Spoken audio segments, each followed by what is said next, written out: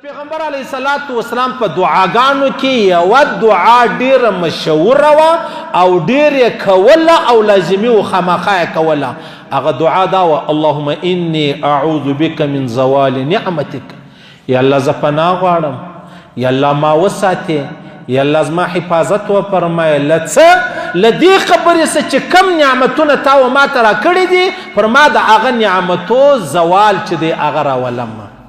یعنی پیغمبر علیه الصلاۃ والسلام د مسلم حدیث دی په دعاګانو کې یوه دعا دا وه چې یا الله چې ما ته دې څه نعمتونه راکړي دي، د نعمت د زوال ما وساته، له ما هغه نعمتونه اخلم.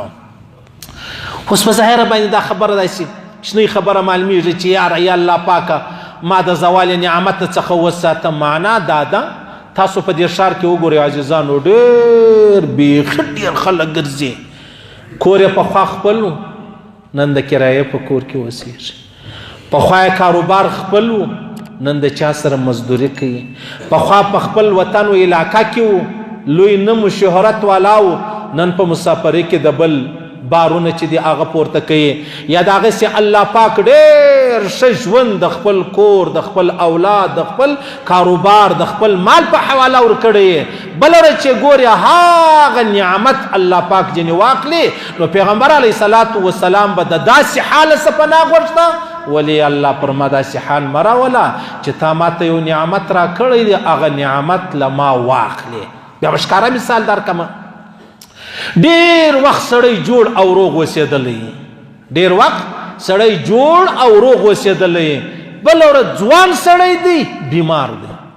بله ورځ ځوان سړی دی په پښو شل دی، بله ورځ ځوان سړی دی په لاس شل دی، بله ورځ ځوان جوړ روغ سړی و په سترګو نابینا سي، جوړ روغ سړی و په غوږو باندې کڼ سوی او په خوله باندې ګوګن سوی، او بیا د هغسې ښه ښایسته خوندور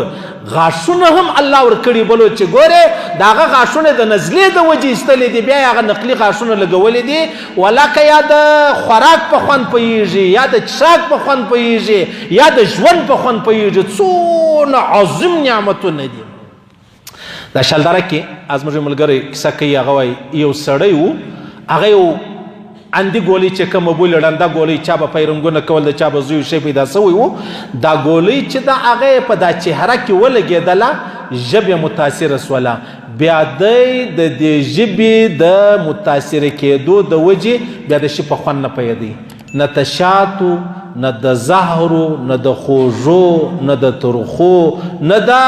تروو. دا څونه عظیم نعمت دی چې الله پاک ما تا ته راکړی دی. خو چونکې چې تر څو یې نعوذ بالله خدا نه خسته الله را څه وانهکړي، تر هغه ساعته زموږ ته سر نه په خلاصېږي. نو دغه د خولې ذایقه راواخله او د هغسې مطلب هغه غاښونه راواخله. څونه غټ نعمت دی. پیغمبر علیه السلام به دعا کوله: یا الله پاکه ته ما اللهم انی اعوذ بک من زوال نعمتک، ستا د نعمتو چې تا ما ته راکړي دي د هغه زواله ما وساته. یعنی ما در ټول یو د خولې خوند راواخله، نو ټول بدن پرېږده، ټول بدن پرېږده. دا اوس کې اسلام آباد تللی نو بیا د اسټرلیا څخه یو ډاکټر راغلی و، ډاکټر احمد په نامه، دا د زړو ډاکټر ولو. نو دی د هغه ځای څخه بیا هغه سټینډونه راوړي د زړو، بیا دلې اسلام آباد کې یا دلې په کوټه کې د 2-3 ورځې زما خیال کښېني. نو خیر هغه تاریخ یې داسې پوره نه دی رامعلوم. نو دی د هغه سټینډونه چې دی هغه ورلګوي، نو ته ما ټول مولوي صاحب دا هغه ویډیو یې راښکاره کړله. بیا زړه دی د زړه سره یو کوچنی معمولي لکه دا نوک قدر شی، دا بیټرۍ ده.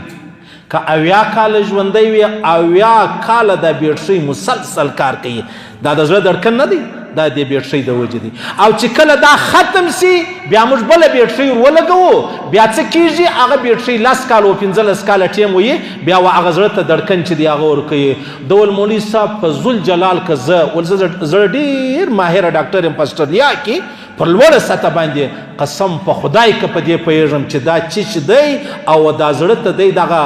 جټکې څنګه ورکوي، او د کومې خوا دله رګونه راغلي دي او د کومې خوا دا سلسله برابره سوې ده. والمولوي صاحب چې دا مې لیدلې نه وي، در هغه ساعته د الله په قدرت باندې پوهېږئ نه.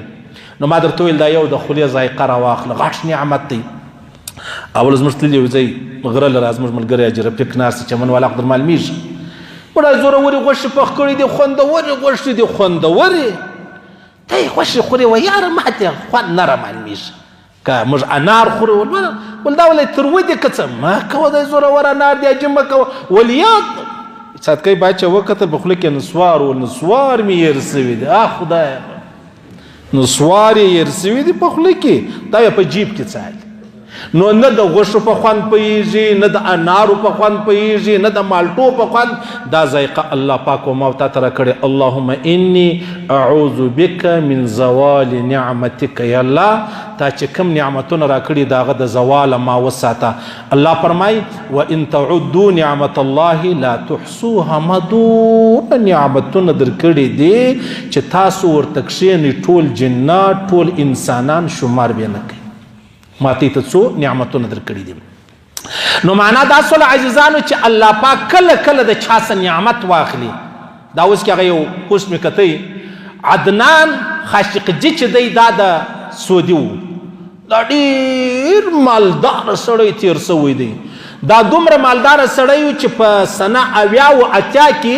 د 40 ارب ډالر چې دی هغه درلود 40 ارب ډالر د درلودو یعنی دا دومره غټ ډیلر و د اسلحې چې د ملکو په مابینځ کې به د اسلحو سودا د سره ور جوړوله بیا داسې مطلب پر لوړه سطح باندې باچي کوله تکبر یې ډېر کوئ تکبر یې ډېر کوئ د به ویلی ول د آدم علیه الصلاة وسلام د زامنو ذمواري ما نه ده اخیستې چې بني آدم انسانان شول چې دوی مجبور دي زه به د دوی مجبوري لرې کړم ما دې ذمواري نه ده اخیستې زه دې ټیکهدار یم په ټول ژوند یې د چا سره احسان نه کوئ او بیا چې بیا کله د 50 کاله چې پوره سو هغه سالګره یې مناو کړې وله چې د 10 ورځې 3 ورځې 15 ورځې میاشت په کوم ځای کې د څومره پروګرام کړی و دا عقل ورته حیران دی چې دا دومره روپۍ تا څنګه پر لګولې نو دی په کینیا کې ول ناستو کینیا کې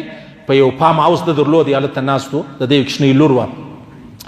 دا لور ورته ویل زه اسکریم غواړم زه اسکریم غواړم نو بیا دی راولاړ سو د خپل جازونه درلود دی راولاړ سلو بیا یې دا مطلب خپل ملګرو ته وویلې چې تی به ولاړ سئ فرانس لره پیرس لره هلته به چیش وکړي د هغه ځای به اسکریم راوړئ جاز روان سو چې روان سو فرانس لره ولاړئ پیرس لره ولاړئ د هغه ځای سې اسکریم راواخیستی بیا د هغه ځای سې ورته وویلې چې دا بچي ورته ویل زه اسکریم غواړم چاکلیټ غواړم بیا راولاړ سو دا جاز راولاړ سو را روان سو جنیوا لره رالی دا سویزرلینډ کې چې کوم مطلب د دې غټ ښار دی هلته رالی د هغه ځای سې چاکلیټ راواخیستل سار روان سولو مازدیګر لره بیرته جاز رالی اسکریم یې راوړئ او د هغه رقم چاکلیټ یې راوړلو دا به نو څنګه ژوند دی چې لور غږ وکړي چې ته و ما ته اسکریم راکه او دی جاز پسې اس دی خیر وخت تېرېدی تکبر پکې ډېر و لویي پکې ډېره وه د الله و نعمتو ته پام نه و بیا یو وارې په کښتۍ کې په ګوټ کې ډېر مال چې دی هغه ډوب سو ورک سو ختم سولو الله پاک رسۍ ونیوله راکشېده د الله پاک 2 نمونه دي یو باسط دی بل قابض دی باسط دا معنا غوړول ستا ژوند ستا صحت ستا مال ستا عزت ستا دولت دا یې پر تا غوړولي دي و تا ته درستولي دي و تا ته درکړي دي او قابض دا معنا ستا عزت ستا شهرت ستا مال ستا دولت ستا کاروبار ستا صحت ستا اولاد دا قبض کې دا د سر راکش نو الله پاک هم د ده رسۍ راکش که چې راکش یې که هله هله هله بیا ولاړې په ګمنامي کې هله هله په لندن کې ګرځېدی د سعودي یو یارو دوست ور پیښ سولو هلواله وکړي څنګه یې هغه بس ټوله سلسله مې سره وژلېدله ول نو اوس ژوند یې څه دی ول ژوند مې صرف یوه دا خبره ده چې ما ته یو ټیکټ راوکړه زه ځم سعودي لره ما خپل کور ته واستوم بیا هغه ملګری راولاړ سولو یو ټیکټ یې د اکانومي کلاس یعنی مطلب د جاز هغه عام ټیکټ د عامو خلکو سره چې کښېني دا ټیکټ یې ورکوي واخیستې دا یې ورکوي ورته ویلې ول دا زما د خوا په خیرات کې قبول کا چې تا به ویلې د بني آدم ټیکه ما نه ده اخیستې زما د خوا دا په خیرات کې قبول که په مخه دې ښه بیا دا مطلب هغه ټیکټ واخیستی بیا په لندن کې ګرځېدی بیا رالی کور ته بیا وخت پر تېرېدی بیا مړ سولو یعنې ته اندازه ولګوه چې یو سړی د نعمت په قدر ولې نه پوهېږي پیغمبر علیه السلام مبارک وویل اللهم انی اعوذ بک من زوال نعمتک یا الله د نعمت زوال مرا باندې راوله. په دا ښار کې موږ وینو ډېر ښایسته موټر ورسره و، نن پر موټر سایکل ګرځي هیلمټ یې کړی چې ګوندې ما څوک ونه وپېژني. په دا ښار کې به ګرځېدی منشیان به د تمامېدو وتلي و، مارکیټونو دوکانونه نن پټ یو ځای پروت دی په یو کلي کې په کرایه باندې پروت دی، پخوا به کرایه راټولولې. دا ولې؟ پیغمبر علیه الصلاة والسلام فرمایي نعمت الله ورکړی و او بیا د نعمت زوال چې دی هغه ورباندې رالی. په خپلو دعاګانو کې دا دعا ضروري کوي، یا الله پر ما د خپلو نعمتو زوال مه راوله. د مسلم حدیث دی که په عربي وایه که په پښتو وایه که په اردو وایه، یا الله ستا د نعمتو زوال په ما مه راوله.